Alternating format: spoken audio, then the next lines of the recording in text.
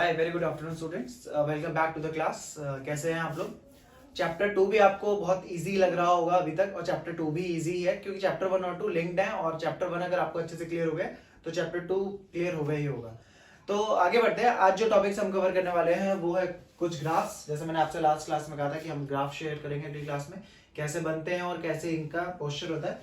Graphs के बारे में बात करेंगे, ये सारे ग्राफ्स, और हम बात करेंगे domain and range of some particular functions, जो पेपर के पॉइंट ऑफ व्यू से बहुत ज्यादा इंपॉर्टेंट है। दोनों ही टॉपिक्स, आज की क्लास बहुत ज्यादा इंपॉर्टेंट है, बहुत अच्छे से कंसंट्रेशन के साथ समझिएगा।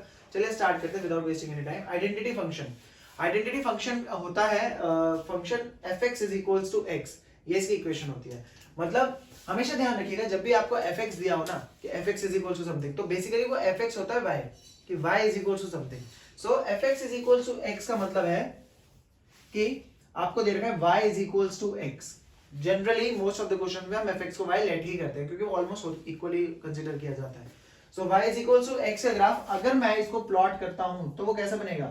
x0 y0 x1 y1 x2 y2 and so on, यानी कि एक स्ट्रेट लाइन जो कुछ ऐसे पास होने वाली है ओरिजिन से 0 0 1 1 x1 तो y1 x2 तो y2 x3 तो y3 एंड सेम -1 तो -1 एंड सो ऑन। ये हो गया y is equals to x। ये हमेशा एक स्ट्रेट लाइन होती है, ओरिजिन से पास होती है, 45 डिग्री का एंगल इस साइड बनाती है, 45 डिग्री का एंगल उस साइड बनाती है। ये है straight line identity function fx is equals to x। ये ग्राफ कैसे बना वो आपको पता है, ठीक है। आगे बढ़ते हैं। fx is equals to x cube. अगर fx is equals to x cube की हम बात करें तो ये कुछ ऐसा ग्राफ दिखेगा, y is equals to x cube का, ठीक है। कैसा दिखेगा? इसको अगर आप प्लॉट करेंगे, x y लेंगे, x0 तो y0 कोई दिक्कत नहीं है, मतलब ये पॉइंट हो गया। अगला अगर आपने लिया x1 तो y1 कोई दिक्कत नहीं है, ये वाला पॉइंट हो गया। जैसे आपने x को 2 डाला y आ गया 8, मतलब जैसे x की वैल्यू 2 डाली तो y आ गया आपका सीधा 8। तो ये ग्राफ बनता है कुछ ऐसा, ध्यान रखिएगा ये बात। यहां से सीधा वो इंक्रीज हो जाती है value, x0 y0 x1 y1 x2 y8 and x3 तो y27, cube cube cube values आएंगी सारी। सो ये बात ध्यान रखिएगा कि y is equal to x cube का ग्राफ ऐसा बनता है। और कहीं पे भी आपको ग्राफ बनाने में दिक्कत हो ना तो 2-3 वैल्यूज चेक कर लीजिए, आपको अपने आप याद आ जाएगा कि इसकी कैसी शेप होती थी, ठीक है। सो ये हो गया आपका y is equal to x cube का ग्राफ। नेक्स्ट है मॉडुलस फंक्शन। मैं सबसे ज्यादा टाइम आपको मॉडुलस फंक्शन में और ग्रेटेस्ट इंटीजर फंक्शन में दूंगा क्योंकि ये सबसे ज्यादा इंपॉर्टेंट है, इवन क्वेश्चंस में बहुत जगह यूज होता है और बहुत ज्यादा डेप्थ भी रखता है ये। Modulus function fx is equals to mod x, यानी कि y is equals to mod x। देखिए पहले बात करेंगे हम सीधा रट्टे की, कि रट्टा मारते हैं और आगे बढ़ते हैं, फिर हम बात करेंगे उसकी डेप्थ की कि वो आया कैसे। y is equals to mod x है। जब भी आपको mod x मिले तो याद रखिएगा v बनेगा। क्या बनेगा? v बनेगा। एंड स्ट्रेट अवे वो v कहां बनेगा? ओरिजिन पे बनेगा। वो सिमेट्रिक भी होगा, जितना इधर उतना इधर, कुछ ऐसे कुछ ऐसे, ठीक है। तो ये हो गया y is equals to mod x का ग्राफ। सिंपली ये ग्राफ है। अब आते हैं, ये तो हो गया रट्टा कि जब भी आप मॉड देंगे तो सीधा v बना दीजिए ओरिजिन पे। ये बन गया इसका ग्राफ, याद रखिएगा। अब आते हैं कि ये बना कैसे। तो ये बना कैसे के लिए हमें पता होना चाहिए कि y equal to mod x का जो एक्सपेंशन है वो क्या होता है। y is equals to mod x का मतलब होता है, हमें इतना पता है कि मॉड हर वैल्यू को पॉजिटिव कर देता है, नेगेटिव डालो तो भी पॉजिटिव और पॉजिटिव डालो तो भी पॉजिटिव। तो y is equals to mod x का एक्सपेंशन होता है, ये होता है x जब x is greater than equal to 0, ये होता है -x जब x इज लेस देन 0। यहां डाउट जनरेट होगा ही होगा। कैसे डाउट जनरेट होगा? कि अभी आपने कहा कि mod x हर वैल्यू को पॉजिटिव कर देता है। अब क्योंकि mod x हर वैल्यू को पॉजिटिव कर देता है तो ये तो चलो समझ आ गया पॉजिटिव है, बट ये नेगेटिव कहां से आ गया? -x। तो ये -x एक्चुअली क्या है इसको समझते हैं, बहुत इंपॉर्टेंट है, ये आपको कोई नहीं बताएगा, ठीक है। और अगर आपको ये बात समझ में आ गई तो मॉडुलस आपको कभी तंग नहीं करेगा। समझिए, अगर x की वैल्यू 0 है या 0 से बड़ी है, मान लीजिए 7 है, पॉजिटिव है, 0 से बड़ी है, तो वो वैल्यू ऐसी की ऐसी बाहर आ जाएगी। मतलब y इज इक्वल्स टू अगर 7 है तो ये ऐसी की ऐसी क्या आ गई? बाहर आ गई, कोई दिक्कत नहीं। बट अगर x की वैल्यू 0 से कम है, मान लीजिए -9 है, ठीक है। अगर x की वैल्यू 0 से कम है, y इज इक्वल टू मान लीजिए -9 है, तो वो वैल्यू बाहर आएगी लेकिन माइनस से मल्टीप्लाई हो गई, मतलब ये वाली वैल्यू जो है वो बाहर आ गई लेकिन किससे मल्टीप्लाई हो गया, वो माइनस से। तो -9 -1 इंटू -9 कितना हो गया, +9। आंसर हमारा पॉजिटिव ही आएगा, लेकिन अगर पॉजिटिव वैल्यू तो वो एज इट इज बाहर, और अगर नेगेटिव वैल्यू तो वो माइनस से बाहर, क्यों माइनस के साथ बाहर, क्योंकि माइनस इंटू फिर वो वैल्यू का माइनस, दोनों क्या हो जाएगा, पॉजिटिव, और प्रॉपर वैल्यू जो फाइनल है वो पॉजिटिव आएगी।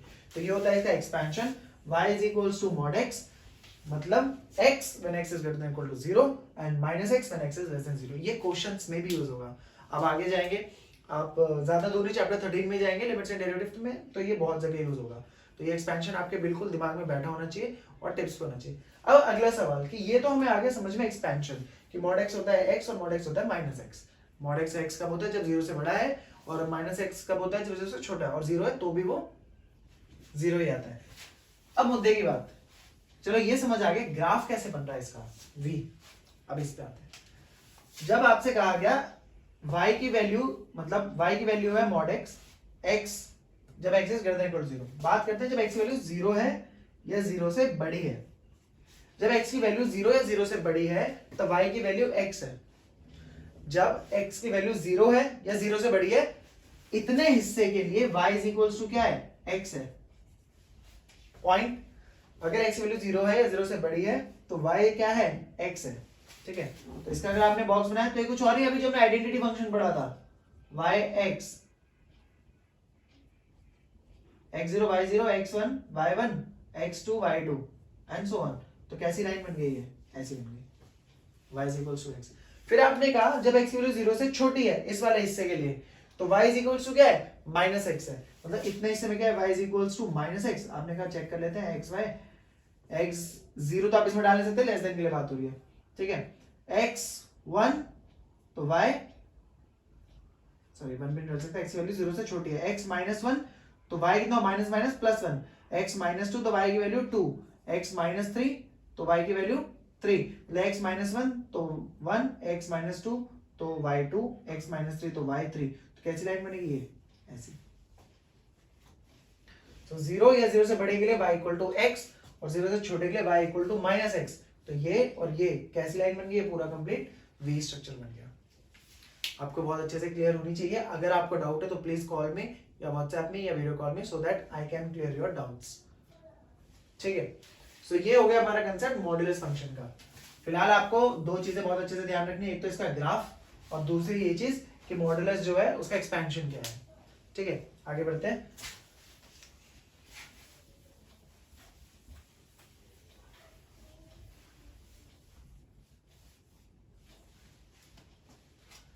fx is equal to 1/x, इसका ग्राफ प्लॉट भी करके देख लीजिएगा, ज्यादा इंपॉर्टेंट नहीं है बट करना है। ऐसा ग्राफ होता है, इसमें कभी भी जीरो वैल्यू नहीं आती है। जीरो क्यों नहीं आती, क्योंकि आपने x वैल्यू 0 डाली तो 1/0 क्या हो जाता है, नॉट डिफाइन हो जाता है, and not define is already not define, तो वो आएगा कैसे। सो इसका आप वैल्यूज पुट करके देखेंगे, ऐसा ग्राफ बनता है। तो ये आपको ध्यान रखना है। लास्ट हम आते हैं ग्रेटेस्ट इंटीजर फंक्शन पे। सबसे इंपॉर्टेंट बात, इसका सिंबल। इसका सिंबल होता है ऐसे स्क्वायर ब्रैकेट्स के बीच में x।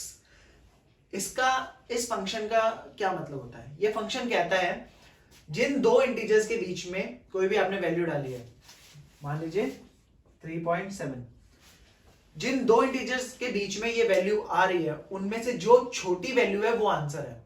तो 3.7 दो इंटीजर्स के बीच में आ रहा है, 3 और 4 के बीच में। तो 3 और 4 में कौन सा छोटा है, 3 छोटा है। तो इसका आंसर क्या आएगा, इसका आंसर आएगा 3। आपसे बोला गया 4.99999, इसकी ग्रेटेस्ट इंटीजर वैल्यू क्या होगी, तो 4.999 कौन से दो इंटीजर्स के बीच में आ रहा है, 4 और 5 के बीच में, और 4 और 5 में छोटा नंबर कौन सा है, 4। तो इसका आंसर क्या होगा, 4। आपसे बोला गया बताइए ग्रेटेस्ट इंटीजर वैल्यू ऑफ 5। जब भी ये कोई इंटीजर है तो डायरेक्ट आंसर वही है।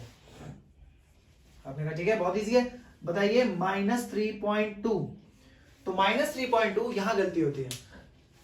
-3.2 दो इंटीजर्स के बीच में आता है, -3 और -4 के बीच में, एंड -3 एंड -4 में छोटा है -4, ना कि -3।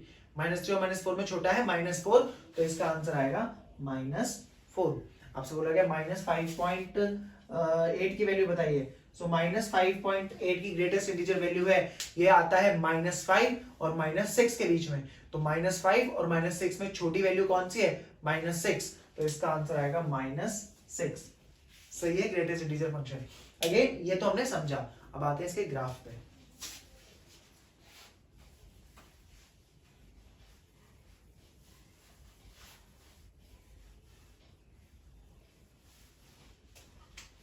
y is equals to greatest integer function x। ठीक है, अब थोड़ा सा देखते हैं। आपने कहा जब x की वैल्यू 0 और 1 के बीच में है, ठीक है, जब भी कोई भी वैल्यू x की 0 और 1 के बीच में है, तो 0 और 1 में मतलब ऐसे समझ लीजिए जैसे y is equals to 0.7 है, तो आंसर क्या आने वाला है? 0। 0.9 है तो भी क्या आना है? 0। 0.1 है तो भी क्या आना है? 0।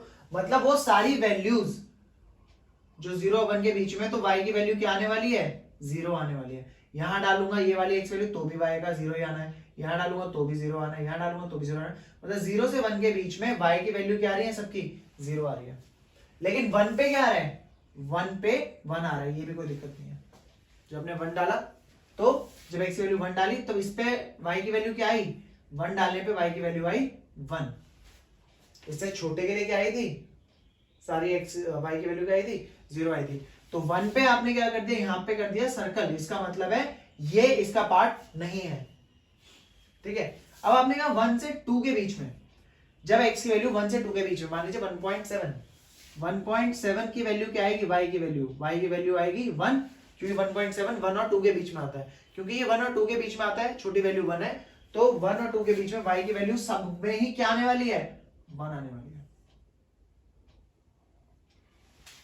1 और 2 की जो भी मैं वैल्यूज डालूंगा, मानो 1.7 डाला मैंने, तो भी y की वैल्यू क्या नहीं है? 1। 1.4 डाला तो भी क्या नहीं है? 1। 1.2 डाला तो भी क्या नहीं है? 1। 1.1 डाला तो भी 1। यहां से सारी वैल्यूज के लिए y की वैल्यू क्या आने वाली है? 1 आने वाली है। सो बट जब मैं 2 डालूंगा तो 2 नहीं है, तो जब मैं 2 डालूंगा तब 1 नहीं आएगा, तब क्या आएगा? 2 आएगा।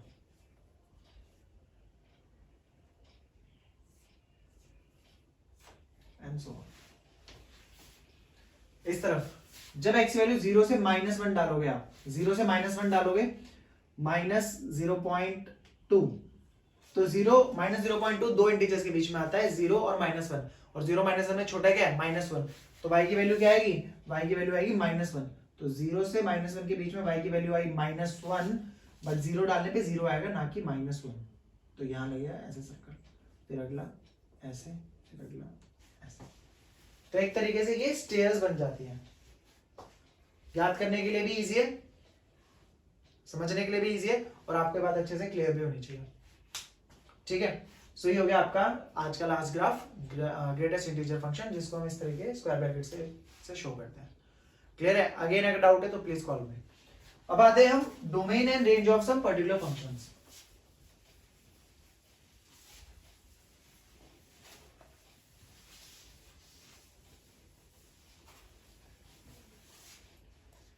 आपके पास है fx is equals to √49 minus x square. आपसे कहा गया find the domain and the range of this function. कैसे निकालेंगे? डोमेन जो हम x की वैल्यूज डाल सकते हैं, रेंज जो y की वैल्यूज आ सकती है। ठीक है, तो मैंने आपसे लास्ट क्लास में भी डिस्कस किया था कि रूट और डिनोमिनेटर दोनों जो है डोमेन को डिफाइन करते हैं। इसके अलावा तो सब कुछ आप कहीं पे भी डाल ही सकते हैं।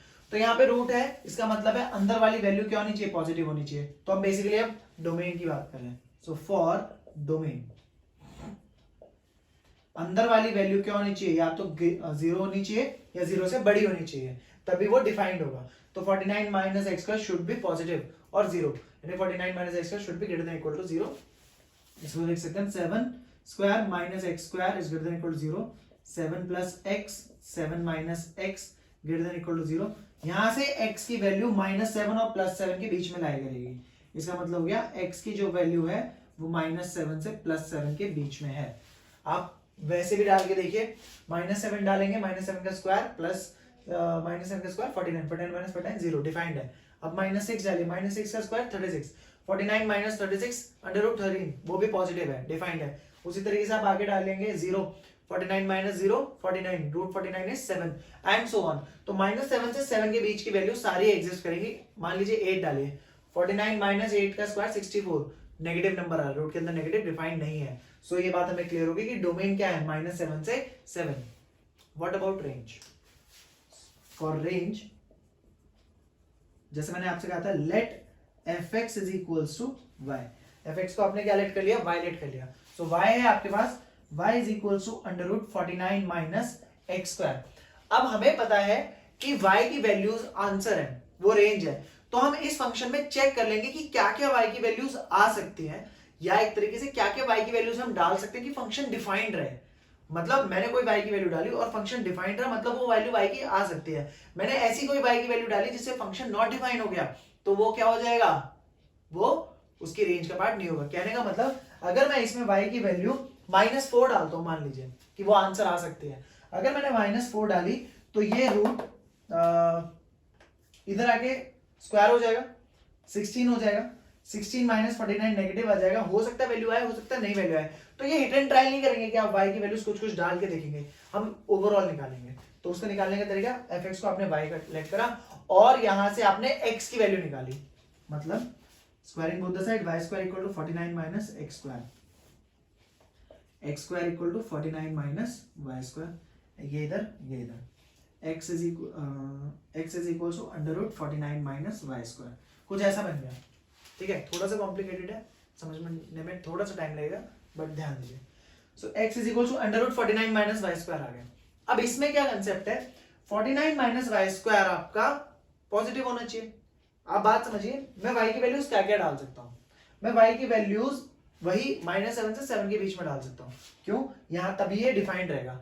मतलब आप यहाँ पे y की वैल्यू डाल के चेक करना बहुत डिफिकल्ट होता है, बट यहाँ पे उसी को थोड़ा सिंप्लीफाई करके ऐसा बना दिया, यहाँ पे y की वैल्यू डाल के चेक करना बहुत आसान है। यहाँ से डायरेक्टली आपको पता चल रहा है जो हमने स्टेप्स ऊपर करे, 49 minus y square should be greater than equal to 0, 7 square minus y square should be greater than equal to 0, तो y will lie between -7 and +7, ऊपर वाले स्टेप। यहाँ से कितने इजीली पता चल गया कि अगर आप -7 से +7 के बीच की वैल्यूज डालते हैं तो ये प्रॉपर्ली फंक्शन जो है डिफाइंड रहेगा। बट एक कंडीशन और भी है इसमें, वो एक कंडीशन ये है कि ओरिजिनल फॉर्म ये थी, y is equal to under root 49 minus x square. कभी भी ये वैल्यू, रूट की वैल्यू बाहर नेगेटिव साइन नहीं ला सकती। मतलब मैं x कुछ भी डालूं, बाहर माइनस नहीं आ सकता। अगर अंदर भी माइनस आया तो वो आयोटा बन जाएगा, कॉम्प्लेक्स नंबर बन जाएगा, बट बाहर माइनस नहीं आएगा। तो यहां से हमें पता चला, since y is equal to under root 49 minus x square, which implies y is always greater than equal to 0, क्योंकि y under root 49 minus x square है, ये वैल्यू कभी नेगेटिव नहीं हो सकती। तो मतलब y हमेशा 0 हो सकता है, या 0 से बड़ा मतलब पॉजिटिव नंबर हो सकता है, नेगेटिव नहीं हो सकता। तो यहां से आपको पता चल रहा है कि y जो है -7 और +7 के बीच में, और वहां से आपको पता चल रहा है also y is greater than equal to 0। तो इन दोनों के कॉम्बिनेशन से अगर मैं इसको नंबर लाइन पे प्लॉट करूं तो आपने कहा -7 से +7 के बीच में y है पूरा। इसको आपने नंबर लाइन पे प्लॉट करा, आपने कहा 0 से लेके इन्फिनिटी तक सारे नंबर्स हैं ये, ठीक है। अब इन दोनों को अगर मैं मर्ज कर दूं, कॉमन आंसर क्या है, दो वैल्यूज हैं, मतलब दो पार्ट्स हैं, तो उससे कॉमन आंसर क्या आ रहा है, तो यहां से पता चल रहा है कि y की वैल्यू जो है वो 0 से बड़ी होगी और 7 से छोटी होगी। क्योंकि अगर 7 से बड़ी वैल्यू लूंगा तो इसमें नहीं आएगा, 0 से छोटी वैल्यू लूंगा तो इसमें नहीं आएगा। तो दोनों की वैल्यूज से हमें पता चला कि y की वैल्यू है 0 से 7 के बीच में। तो ये हो गई आपकी रेंज। आप चेक कर लेना, हमेशा इसका आंसर कहां से कहां तक आएगा, 0 से 7 के बीच में आएगा, ठीक है। आपको होमवर्क में प्रैक्टिस ऑल ग्राफ्स एंड मैं कुछ इस तरह के क्वेश्चंस लिख रहा हूं, वो सारे आपको सॉल्व करना है और सबमिट करने हैं असाइनमेंट वाले टैब में, ठीक है। जो पिछला असाइनमेंट अपलोडेड है उसी में आप सबमिट कर सकते हैं। इसको सबमिट करेंगे, इन क्वेश्चंस को वहां पे।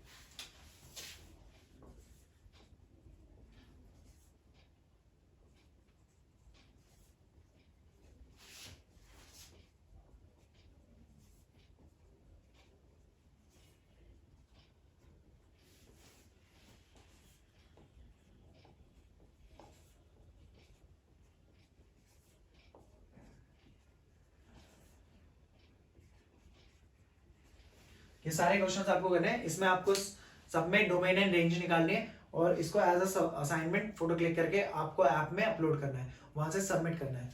Then I am going to check कि आपने कहीं कोई गलती तो नहीं करी, और कुछ है तो फिर मैं डेफिनेटली उसको रेक्टिफाई करके आपको बताऊंगा। बट ये करना ही करना है, ऑल ग्राफ्स आपको प्रैक्टिस करने हैं। और एक्सरसाइज 2.3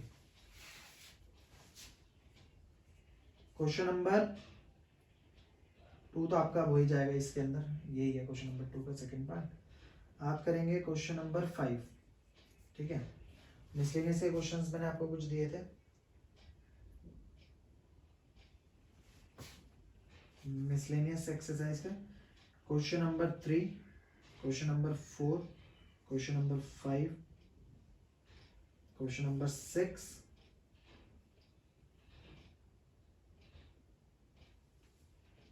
बस। तो ये सारे क्वेश्चंस ग्राफ प्रैक्टिस करना है। एक्सरसाइज 2.0 क्वेश्चन नंबर 5 करना है। मिसलेनियस एक्सरसाइज के ये 4 क्वेश्चंस करने हैं, और ये सारे क्वेश्चंस बहुत ज्यादा इंपॉर्टेंट टॉपिक है। आई होप आपको क्लियर भी हुआ होगा, समझ भी आया होगा। कोई डाउट्स होंगे तो आप डेफिनेटली मुझसे पूछ भी लेंगे। चलिए, all the best and have a good day.